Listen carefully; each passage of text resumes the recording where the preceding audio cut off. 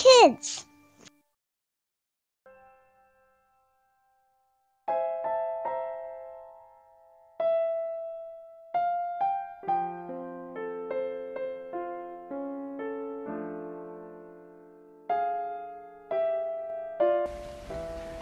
Halo adik-adik semua, selamat datang di Impact Kids. Wow, semoga semuanya dalam keadaan yang baik, sehat, dan juga sukacita. Bersama dengan Kakak Wanda, hari ini kita akan belajar firman Tuhan bareng-bareng ya.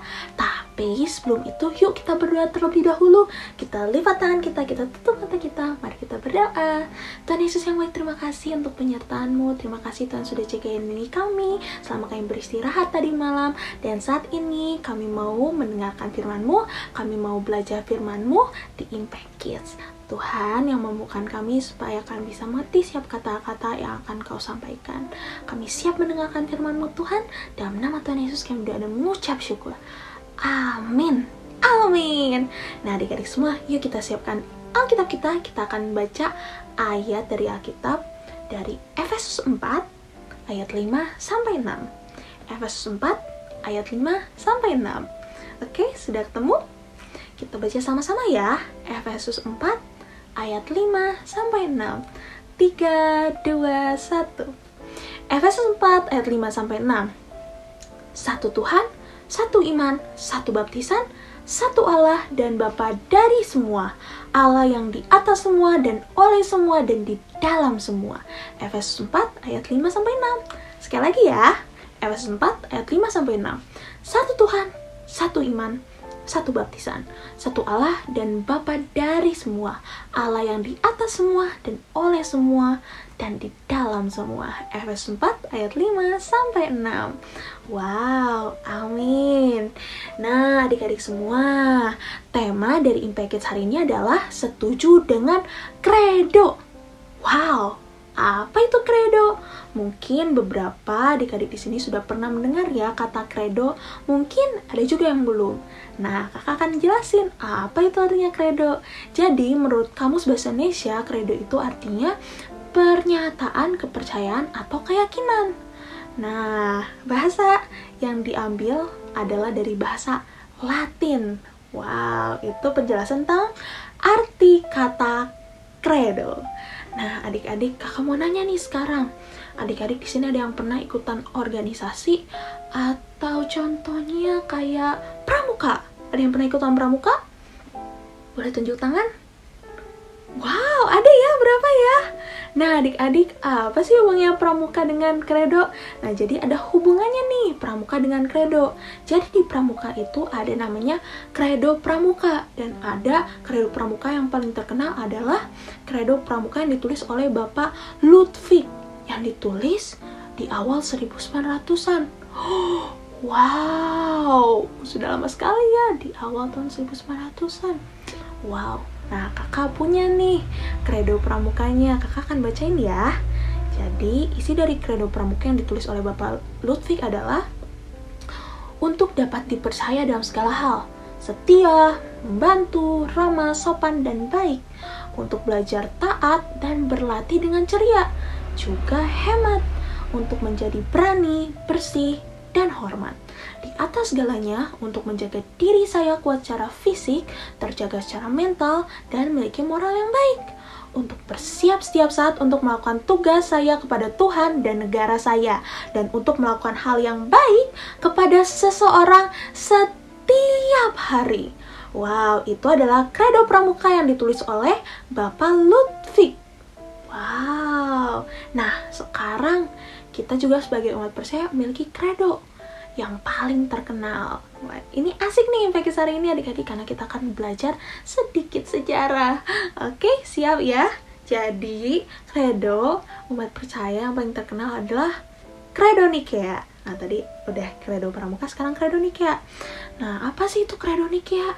Jadi, kredo Nikea itu menjelaskan tentang keyakinan inti kekristenan atau umat percaya.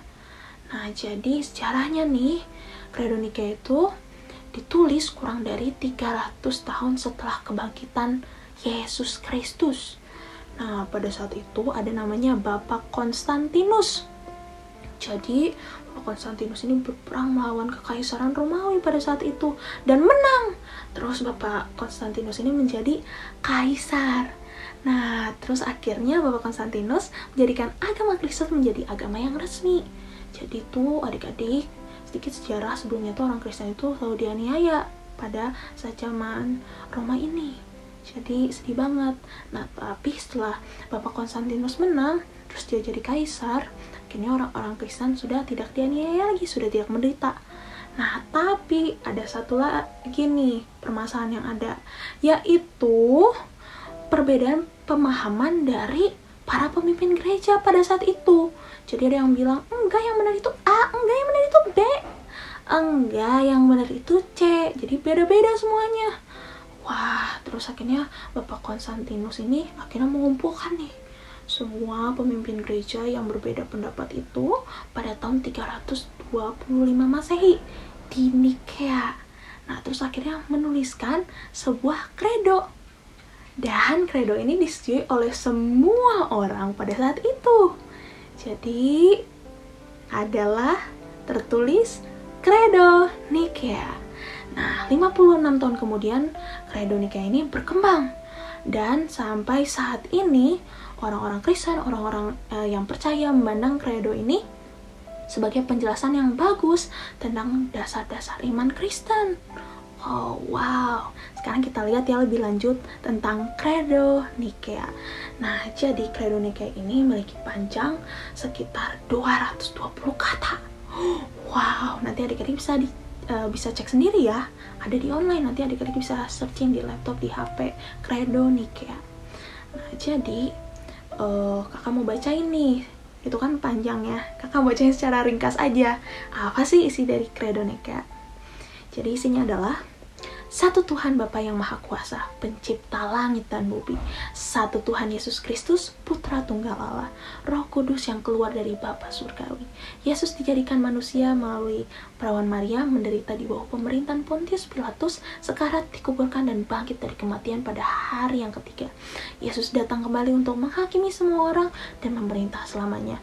Dan pentingnya gereja dan juga baptisan. Nah, itu inti atau ringkasan dari kredo Nikea. Adik-adik bisa searching lagi ya, atau menanyakan kepada orang tua adik-adik, guru sekolah minggu, ataupun guru agama di sekolah. Oke? Nah, adik-adik, apa sih maksudnya kakak menceritakan tentang kredo ini? Jadi begini adik-adik, ini tuh ada hubungannya dengan ayat yang baru kita baca. Jadi tadi kita sudah tahu kredo pramuka yang ditulis oleh Bapak Ludwig dan juga kredo Nikea. Nah, jadi kedua kredo ini dapat menyatukan orang-orang. Nah, sudah tadi kredo Nikea juga. Jadi isinya adalah pengakuan iman yang membantu kita semua, setiap orang percaya, mengetahui bagaimana kita harus bertindak dan juga apa yang kita percayai. Nah, kembali lagi ke Alkitab dan juga ayat yang tadi kita baca dari mana? Efesus 4 ayat 5-6. Jadi pada saat itu Rasul Paulus juga mengalami hal yang sama nih. Rasul Paulus itu melihat banyak nih gereja mula-mula. Nah, pada saat itu Rasul Paulus mau menyatukan semua gereja mula-mula menjadi satu tubuh di dalam Tuhan kita Yesus Kristus. Terus akhirnya dia menuliskan surat kepada orang-orang Kristen di Efesus untuk bersatu, untuk sama-sama nih bersatu. Dia menuliskan di Efesus 4 ayat 5-6, satu Tuhan, satu iman, satu baptisan, satu Allah dan Bapa dari semua, yang di atas semua dan melalui semua dan di dalam semua. Dan intinya adalah Rasul Paulus ingin setiap gereja mula-mula, setiap orang percaya pada saat itu bersatu menjadi satu dalam tubuh Tuhan kita Yesus Kristus. Nah, kalau kalian baca lagi Efesus 4 ayat 5-6, kedengarannya seperti kredo Nikea ya. Nah, jadi adik-adik, mungkin kalau adik-adik bisa nih ya, coba adik-adik teliti lagi apa sih itu kredo Nikea, apa sih inti dari tulisan Rasul Paulus di kitab Efesus pasal 4 ayat 5-6. Nah, adik-adik nanti bisa baca kitab adik-adik, bisa nanya lebih lanjut ke guru sekolah minggu, orang tua, adik-adik semua dan juga guru agama. Oke, jangan hanya berdasarkan dari apa yang kakak omongkan saja. Jadi adik-adik nanti harus cari lagi sendiri, oke? Supaya dapat berkat yang lebih banyak lagi. Amin. Adik-adik, yuk kita berdoa yuk. Mari kita berdoa. Tuhan Yesus, terima kasih untuk firman Tuhan yang begitu indah. Kami sangat bersyukur untuk firman telah Engkau sampaikan Tuhan. Dan saat ini kami berdoa juga kami memulai aktivitas kami. Tuhan yang berkati kami, Tuhan jagain kami dan juga keluarga kami, berikan kesehatan, kekuatan dan juga berkat yang hanya daripada Tuhan. Terima kasih Tuhan Yesus atas berkat-Mu. Dalam nama Tuhan Yesus kami berdoa dan mengucap syukur. Amin. Amin. Adik-adik, thank you sudah mengikuti Impact Kids hari ini. Sampai ketemu di Impact Kids besok. Oke, sampai bertemu lagi. Tuhan Yesus memberkati. Bye-bye.